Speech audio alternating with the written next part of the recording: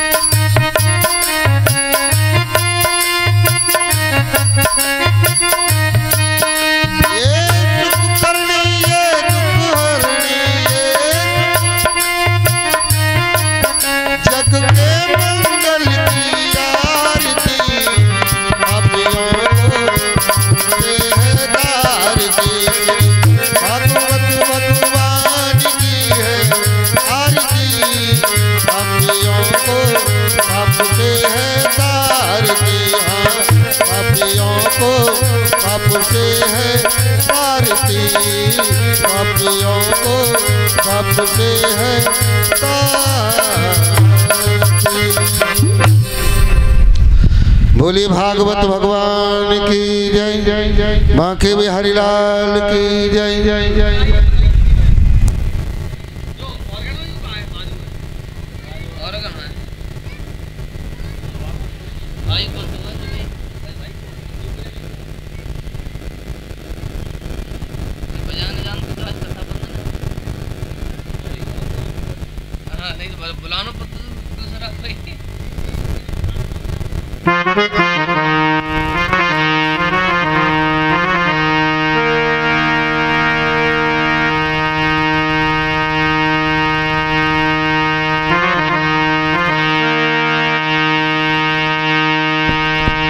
बोली वृंदावन बिहारी लाल की, राधे रानी सरकार की, श्रीमद् भागवत महापुराण की।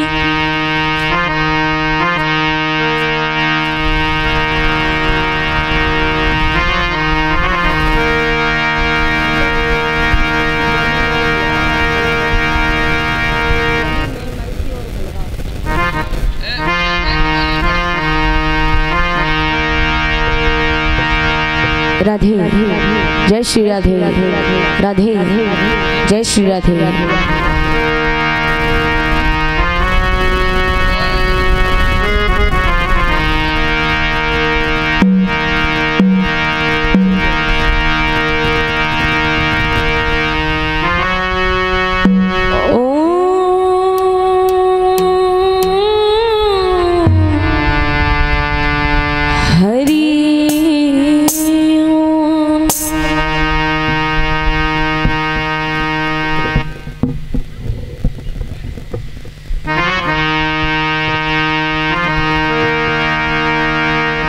सच्चिदानंद रूपाय विश्वोत्पत्त्यादि हेतवे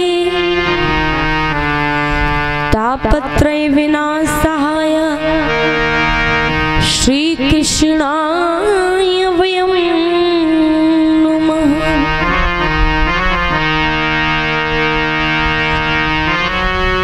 गुरुर्ब्रह्मा गुरुर्विष्णु गुरुर्देव महेश्वरा गुरुर्साक्षात् परम ब्रह्म तस्मै श्री गुरुवे नमः।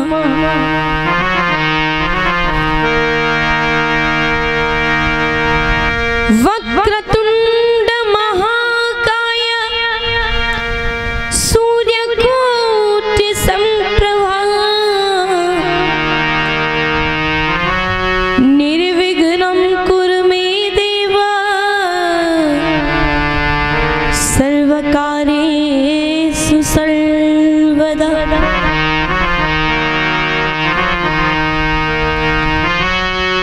कर्पूर गौरम करुणावतारम संसार सारम भुजगेन्द्रहारम सदा वसंतम हृदयारविंदे भवं भवानी सहितं नमामि।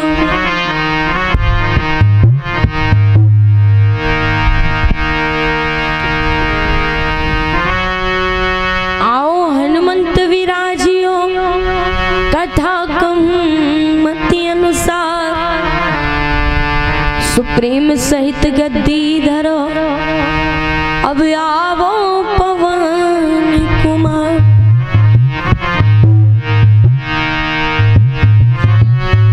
सब द्वारन को छोड़ के मैं आई तेरे द्वारे जय वृषभान की लाडली तनिक मेरी ओर निहार।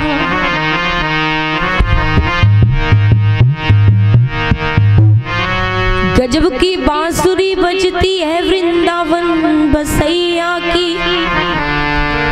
तारीफ करूं मुरली की या मुरलीधर कन्हैया की। बोलिए वृंदावन बिहारी लाल की। श्रीमद् भागवत महापुराण की। आइए सभी लोग बड़ी भाव और श्रद्धा के साथ भगवान को वंदन करते हुए आज की पावन में कथा में प्रवेश।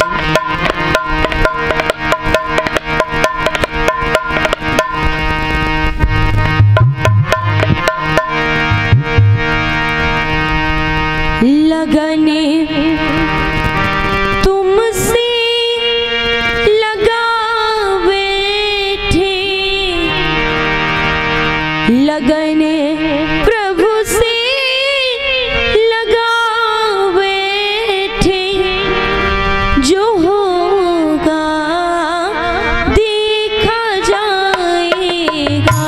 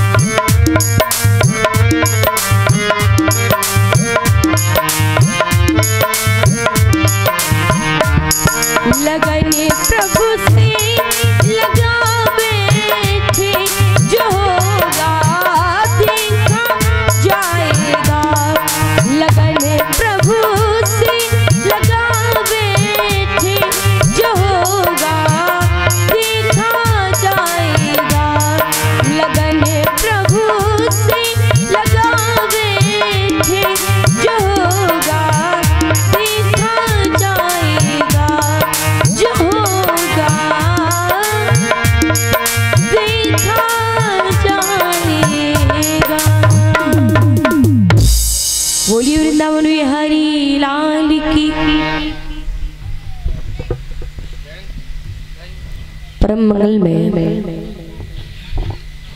परात्पर अखिलेश्वर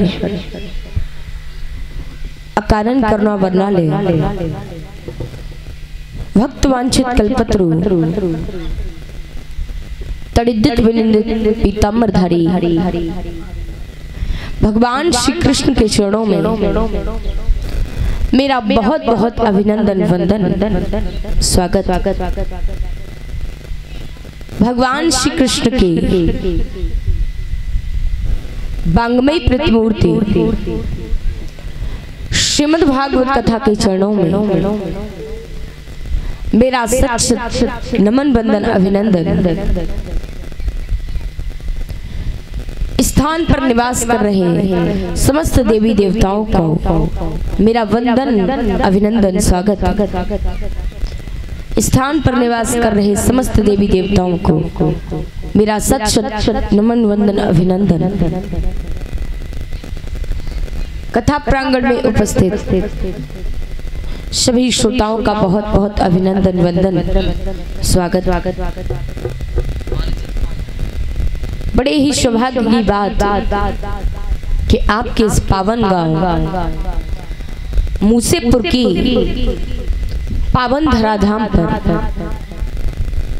श्रीमद् भागवत कथा का आयोजन किया जा रहा है। अगले पंचम दिवसों से आप इस कथा को श्रवण करते आ रहे हैं। आज कथा का षष्ठम यानी छठवां दिन है। कथा का छठवां दिन यानी हमारे जीवन का छठवां दिन। श्री सुखदेव जी महाराज समझाते हैं, हे राजन परीक्षित, हमारा जीवन क्या है। मान लीजिए कि एक अजगर सर्प ने अपना मुख खोल रखा है, अपना मुंह खोल रखा है और उसके अंदर आप हम सभी चले जाते हैं। अब हमारा जीवन कब तक सुरक्षित है, कब तक हम जीवित हैं, कब तक हमारा जीवन है? जब तक कि वो अजगर सर्प अपना मुंह बंद ना कर ले। जब तक उसका मुख खुला है तब तक हमारा जीवन है। लेकिन जैसे ही वो अपने मुख को बंद करेगा वैसे ही हमें ऑक्सीजन मिलना, सांसें मिलना बंद हो जाएंगी और जैसे ही सांसें मिलना बंद होगी हमारे इस जीवन का समापन हो जाएगा। क्योंकि ना ही तो हमारा ये तन कुछ भी है, क्योंकि तन बिना श्वास के कुछ भी नहीं है। तन बिना श्वास के केवल मिट्टी है और जब व्यक्ति मरता है तो उसके तन से वो प्राणात्मा निकल जाती है। वो जब प्राण निकल जाते हैं तो उसका ये माटी रूपी शरीर रह जाता है। जैसे कि आप एक छोटे से उदाहरण से समझिए कि एक कमरे में एक पंखा लगा हुआ था और कूलर भी लगा हुआ था और साथ ही साथ एसी भी लगी हुई थी। तो पंखा, कूलर और एसी तीनों में बहस होने लगी परीक्षित महाराज। और जब तीनों में बहस होने लगी तो पंखा कहता है कि देखो 2 मिनट रुको, अभी सबकी गर्मी शांत किए देता हूँ। और पंखा बड़ी तेजी से चलना शुरू होता है। जब पंखा बड़ी तेजी से चलना शुरू होता है उसके बाद कूलर कहता है कि अरे तुझसे तो एक व्यक्ति की भी गर्मी कम नहीं हो रही, अरे तू अपनी छोड़, देख मुझे देख कि मैं किस प्रकार से इन लोगों को शांत करता हूँ, इन्हें बिल्कुल गर्मी नहीं लगने दूंगा। कूलर चलने लगा और महाराज जब कूलर चलने लगा तो आपने एक चीज देखी होगी कि जब गर्मियां पड़ती हैं तो हम लोग कूलर में पानी डालते हैं ठंडी हवा के लिए। जब फिर कूलर हवा देता है तो उससे हमारा शरीर चिपकने लगता है, ऐसा अजीब चिपकने लगता है उस हवा से। ये बात जब एसी ने देखी तो एसी कहने लगी, अरे तू तो बिल्कुल ही बेकार है, तेरी हवा से तो हमारा तन चिपकने लगता है, अब मुझे देख। और अब एसी चलना शुरू होती है। एसी कहती है कि देख 2 मिनट में सबको ठंडा कर दूंगी। और जब एसी चलना शुरू होती है, 2 मिनट तक एसी चलती है, तब तक महाराज लाइट चली जाती है। अब ना तो पंखा चल सकता है, ना कूलर चल सकता है, और ना ही वो एसी चल सकती है। अब ये तीनों ही किसी काम की नहीं है। पता है महाराज क्यों? क्योंकि इनका जो अहम तत्व है वो है बिजली, लाइट, जिससे ये सब चल रहे हैं। और जब लाइट ही नहीं रहेगी तो फिर ये कूलर, पंखा, एसी भला किस काम की? ये कहानी मैंने आपको क्यों सुनाई? ये कहानी हमारे जीवन पर निर्भर करती है। जिस प्रकार से हमारी ये तन के उर्जे पुर्जे हैं, हमारे हाथ पांव, हमारा मुख, हमारे कान, हमारी आंखें, ये सभी पुर्जे जब तक काम करते हैं, जब तक के वो आत्मा अपने तन के अंदर होती है, वो आत्मा रूपी लाइट जब तक हमारे अंदर होती है, तब तक हमारी ये पंखा, एसी, कूलर सभी काम करते रहते हैं। लेकिन जैसे ही लाइट जाती है, वैसे ही ये सब व्यर्थ हो जाते हैं, क्योंकि आत्मा तन से निकल जाती है। तो महत्व तो आत्मा का है। लेकिन हम और आप, हमारा सारा जीवन निकल जाता है महाराज, लेकिन हम इस बात को समझ नहीं पाते। केवल तेरे मेरे करने में लगे हुए हैं, ये भी मेरा, ये भी मेरा, ये भी मेरा। लेकिन जब व्यक्ति जाता है तो उसके साथ कुछ नहीं जाता, क्योंकि कहा जाता है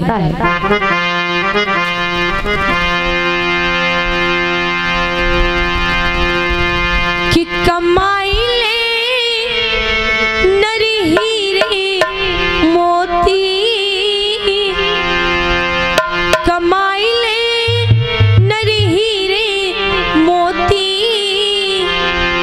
कफन में जेब नहीं होती।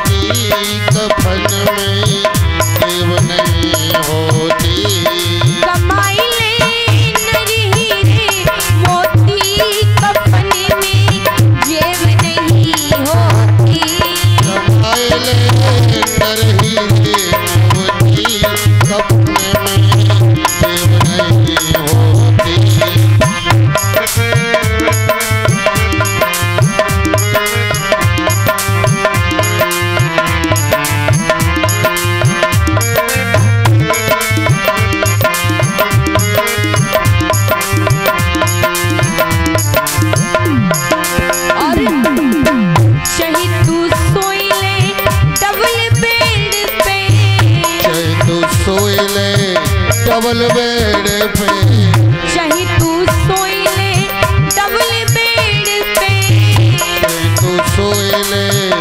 अवल बेड़े पे चाहे तू सोई ले टूटी खाट पे, चाहे तू सोई ले टूटी खाट पे, चाहे तू सोई ले टूटी खाट पे, चाहे तू सोई ले टूटी खाट पे।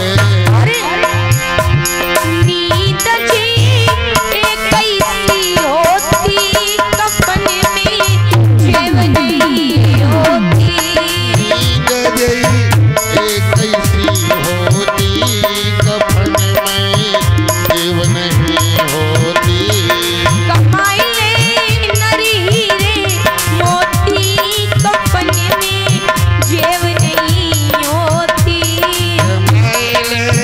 नर हीरे मोती कफन में जेब नहीं होती।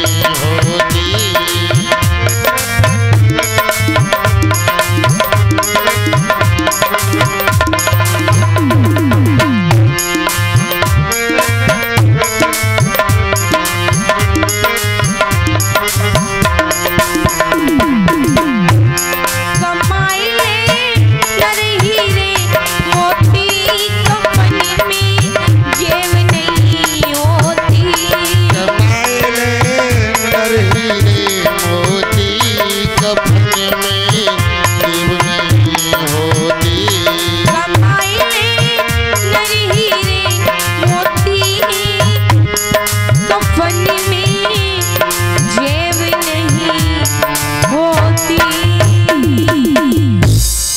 बोलिए गोविंद भगवान की। तो हम चाहे कितना भी धन दौलत कमा लें, धन दौलत पद प्रतिष्ठा केवल हमारे तब तक काम आएगी जब तक ये श्वासें हमारे अंदर हैं, लेकिन जिस दिन ये श्वासें निकल गई उस दिन किसी भी चीज का कोई भी अस्तित्व नहीं बचेगा। क्यों भैया परीक्षित महाराज यहाँ बिछाई लेते तो कुछ और रह जाता, लोग बैठते आके हैं।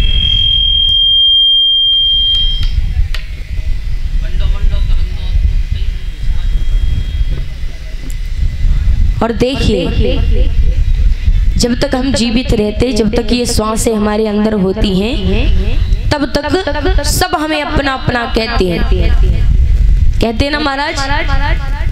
लेकिन जब व्यक्ति के तन से श्वास निकल जाती है, तब जो उसके सगे से सगे होते हैं ना, उन्हें भी ये लगता है कि कब इनका अंतिम संस्कार हो जाए और यहाँ से ये भीड़ घट जाए।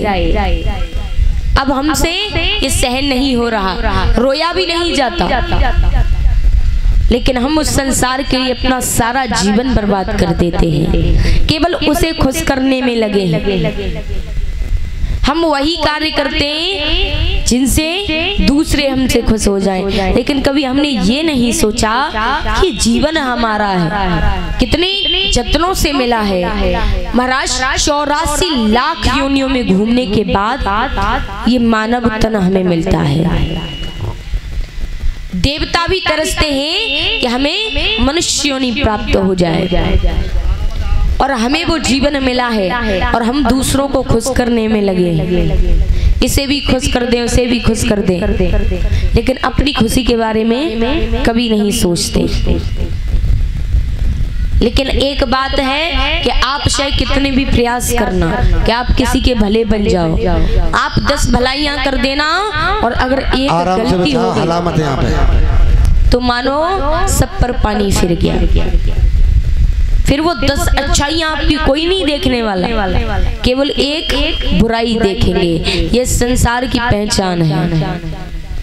तो संसार को खुश करने में मत लगिए। अगर खुश करना है तो भगवान को कीजिए, जिससे आपको वो अपने चरणों में जगह दे दे। क्योंकि जिस दिन भगवान के चरणों में हमें और आपको जगह मिल गई, उस दिन हमारे सारे जन्म सफल हो जाएंगे।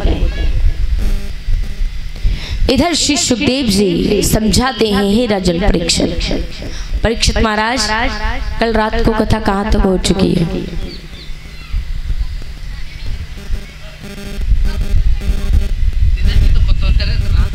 कल कथा कहाँ तक हो चुकी है पता है?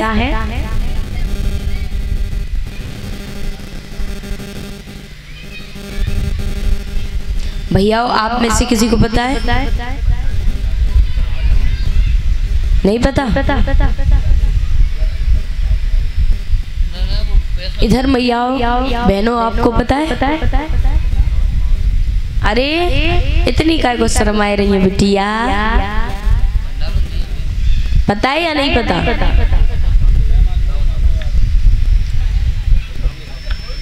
और देखिए जहां तक भी मेरी आवाज पहुंच पा रही है, हमारे सभी भक्तों से निवेदन है कि सभी लोग अपने नित्य व्रत कार्य से निवृत्त होकर कथा प्रांगण में आने का कष्ट करें। इधर श्री सुखदेव जी समझाते हैं, हे राजन परीक्षित, अब तक आपने कथा को श्रवण किया कि किस प्रकार से भगवान श्री कृष्ण महाराज की लीला को करते हैं और महाराज की लीला करने के पश्चात इधर प्रभु धीरे धीरे समय व्यतीत होने लगा।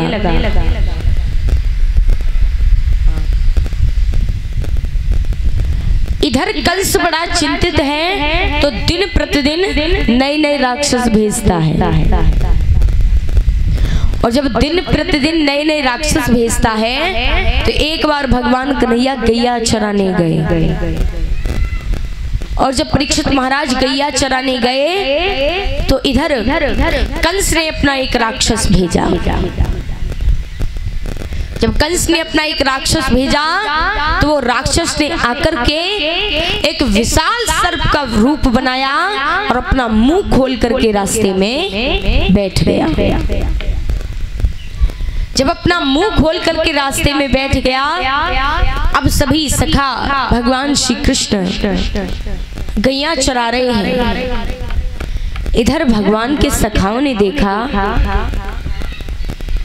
कि कन्हैया, बोले हाँ, कि तुझे वो सामने गुफा दिख रही है? भगवान कन्हैया कहने लगे, ऐसे मैदान में गुफा कहाँ से आई? सखा कहते, भैया तुझे नहीं दिख रही लेकिन हमें दिख रही है, और वो जो उस राक्षस ने अपना मुख खोल कर रखा है वही गुफा लग रहा है दूर से। सखा कहते हैं, कन्हैया गैयों को चरने दो, हम तुम चल करके इस गुफा को देखते हैं, आखिर देखे तो सही इसमें अंदर जाके किस गुफा में क्या है।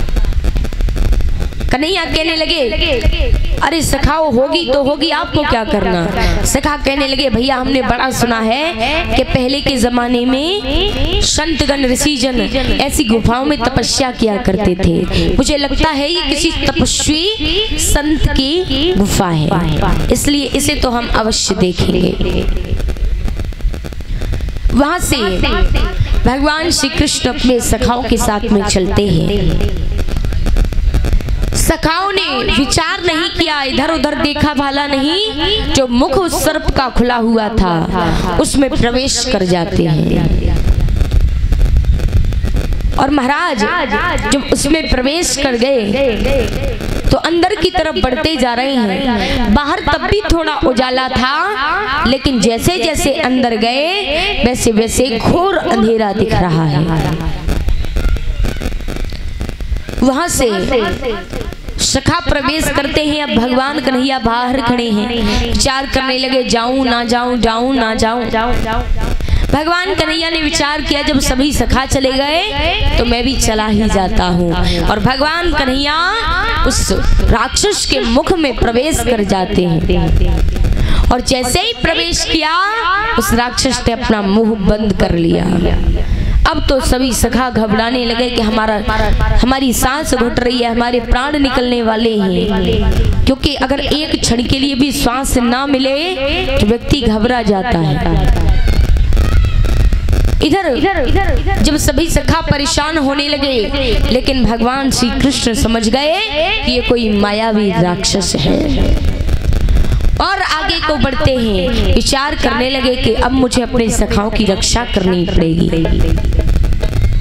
तो आज प्रभु उस राक्षस के मुंह को खोलने का प्रयास करते हैं, और जब मुंह को खोलने का प्रयास किया, भगवान ने दोनों तरफ अपना हाथ लगाया, एक हाथ ऊपर की तरफ और एक हाथ नीचे की तरफ, और दोनों तरफ हाथ लगा करके प्रभु उसे खोलने की कोशिश करते हैं। राक्षस अपनी शक्ति लगा रहा है, अपनी ताकत लगा रहा है, लेकिन भगवान के सामने उस तुच्छ से राक्षस की शक्ति क्या चल सकती है, क्योंकि भगवान तो सर्वशक्तिमान है। उनसे ही आप हम सभी में ये शक्ति आती है। भला उन्हें कोई तुच्छ राक्षस कैसे परास्त कर सकता है। भगवान ने दोनों तरफ से बल लगाया, प्रभु बल लगा रहे हैं तो उसका मुख अब खुलने लगा। धीरे धीरे थोड़ा मुख खुला, प्रभु ने और ताकत लगाई और अपनी संपूर्ण ताकत को लगा करके प्रभु ने उस राक्षस के मुख को फाड़ दिया और उसके दो टुकड़े टुकड़े कर दिए। उस राक्षस को जान से मारा है और वहां से प्रभु ने अपने सखाओं की रक्षा की और गैया लेकर के शाम को प्रभु अपने घर आते हैं। और महाराज भगवान ने अनेक राक्षसों का उद्धार